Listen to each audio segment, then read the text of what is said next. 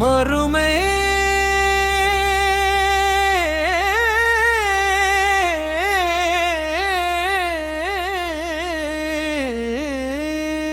வினி போக்க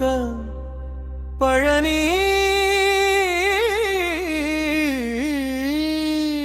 திரு ஆவினங்குடி பதிகம்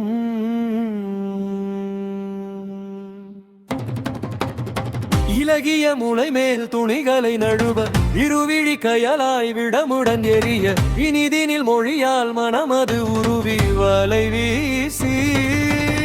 இளமுலை அமளி பொழுதினில் முயங்கி இதழ்மது அருந்தி பவமது பெருகி இணையிலி மதன கலைதனில் மூழ்கி அலைவே